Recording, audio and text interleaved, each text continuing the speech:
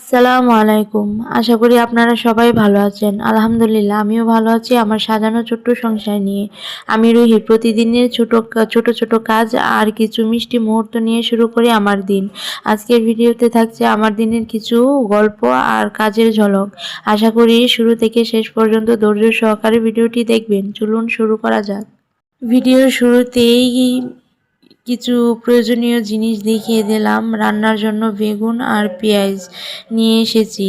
এদিক থেকে একটা গ্লাস ক্লিনার, হেক্সিক্সল আর একটা হ্যান্ড ওয়াশও নিয়ে এসেছি। হ্যান্ড ওয়াশ আর গ্লাস ক্লিনারটা আমি জায়গায় রেখে দিয়েছি, একটু ভিডিওতেও দেখিয়ে দিলাম। এসে ভাত বসিয়ে দিয়েছিলাম, ভাত প্রায় হয়ে গেছে। সেহরি খাওয়ার পর যেই তরকারি ভাজি ছিল সেগুলো আমি দেখছিলাম নষ্ট হয়েছে নাকি ভালোই আছে। ফ্রিজ থেকে আমি মাছ আর রান্নার জন্য যা প্রয়োজন তা ফ্রিজ থেকে বের করে নিয়েছি। সাধারণত মাংসের মধ্যে যে মশলাগুলো লাগে আমি এগুলা অফিসে যাওয়ার সময় বের করে রেখে গিয়েছিলাম ফ্রিজ থেকে। এই দিক থেকে চুলায় কড়াইটা বসিয়ে দিলাম, সামান্য তেল দিয়ে দিলাম। গরম হওয়ার পর পেঁয়াজ বাটা, রসুন বাটা, জিরা বাটা, আদা বাটা আর দুইটা তেজপাতার কুটি দিয়ে দিয়েছি। এবার অপেক্ষা করব মশলাটার মধ্যে যে একটা কাঁচা স্মেল থাকে সেটা চলে যাওয়া পর্যন্ত।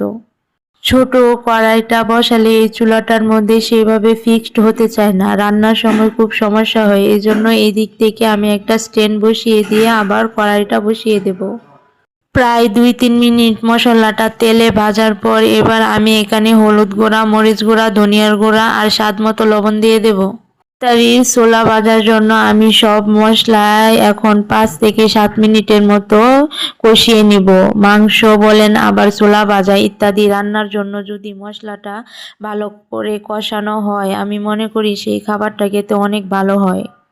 হালকা করে তেলে মশলাটা ভেজে এখন সামান্য পরিমাণ পানি দিয়ে দেব। ছোলা আমি প্রায় রমজানে পুরা মাসের জন্য সিদ্ধ করে ফ্রিজে রেখে দিই।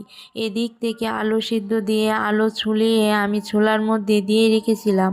মশলা কষানোর পর এবার আলু আর ছোলাগুলো আর সামান্য পানি দিয়ে ঢেকে দেব। এদিকে দেখেন যেই অন্য কাজে একটু অমনোযোগী হয়েছি আমার পুরো রান্নাটাই নিচ থেকে লেগে গেছে। যদি আর একটু পরে আসতাম তাহলে হয়তো খাবারটা খাবারের মতো থাকতো না। আমি রান্নাটা ভালো করে নেড়ে চেড়ে স্বাভাবিক করে নিলাম। দেখেন তো রান্না বসিয়ে অন্য কোনো কাজেই অমনোযোগী দিলে দেখেছেন রান্নার কি অবস্থা হয়। ছোলা ভাজাটা একদম শেষ পর্যায়ে, এখন আমি নামিয়ে নেওয়ার আগে এখানে স্পেশাল একটা মশলা অ্যাড করব। এই মশলাটা দিলে খাবারের স্বাদ দ্বিগুণ হয়ে যায়। আজ রান্না বাড়ার কোনো ঝামেলা করব না। মাছ বাজারে আর কাঁচা সবজির বাজারে যেতে হবে, তাই ঝটপট শুধু ইফতারির আয়োজনটা করে। আমার বোন ডায়েরি থেকে টাকা বের করে নিয়েছে। আমি ওকে বললাম যে তুই তো অনেক টাকার মালিক রে, নিলাম। আর এদিক থেকে আমরা রেডি হয়ে গেলাম, এদিক থেকে আমরা বের হয়ে গেলাম। মিষ্টি আনা হয়েছিল, সেই মিষ্টি ফ্রিজ থেকে বের করে নিয়েছে আমার বোন। বাজারে যাওয়ার আগে মায়ের বাসা থেকে ঘুরে আসবো। আমি আর আমার বোন গল্প করতে করতে যাচ্ছিলাম। আমি ওর পিছনে ভিডিও করছি, সে খেয়াল করে নাই। পরে যখন আমি বলেছি আমি তোর ভিডিও করছি তখন সে পিছনে আর ফিরে তাকায়নি। মায়ের বাসা যেহেতু কাছে তাই হেঁটে যেতে পারি, গাড়িতে চড়তে হয় না। ইফতারির পরে রাস্তাঘাটে অনেক মানুষ বের হয়েছে আর ভিডিওর মাঝখানে কিছু অংশ অন্ধকার দেখা যাবে। প্লিজ আপনারা এগুলা ইগনোর করবেন। এদিক থেকে অনেক ফার্নিচারের দোকান দিয়েছে নতুন, তাই এগুলা দেখছিলাম আর আমি আমার বোনের সাথে গল্প করছিলাম রুমের জন্য কিছু ফার্নিচার নেব। আবার ওই পাশে আবার কসমেটিকের দোকান, ভাবছিলাম কিছু কসমেটিক নিয়ে যাই, কিন্তু আমার বোনের জন্য আমি কসমেটিকের দোকানে যেতে পারি নাই। মায়ের বাসাটা সেইভাবে ভিডিও করতে পারিনি, কিছু অংশ ভিডিও করেছি। এই ভিডিওতে আমি শেয়ার করিনি কারণ অনেক লং হয়ে যায়, তো তাই ভিডিওতে অবশ্যই দেখতে পারবেন।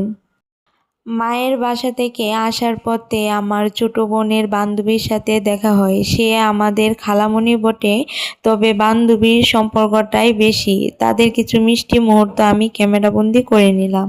ভিডিও শুরুতেই দেখেছেন যে পেঁয়াজ নিয়েছি, কিন্তু অল্প পরিমাণ নিয়েছিলাম, সময় ছিল না বলে। এদিক থেকে আবার মায়ের বাসা থেকে আসার পর আবার 1 কেজির মতো পেঁয়াজ নিয়ে নিলাম। কে আমাদের ম্যানেজার নতুন দোকানে জিনিস উঠিয়েছে, নতুন দোকান দিয়েছে, তাই আমরা কিছু চকলেট কিনে এই যে বাসায় চলে আসছি।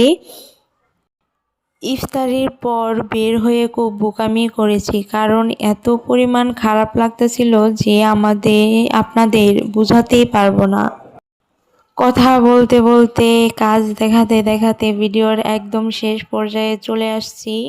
নতুন নতুন লাইফস্টাইল ভিডিও পেতে চ্যানেলটি সাবস্ক্রাইব করে বেল আইকনটি অন করে রাখুন।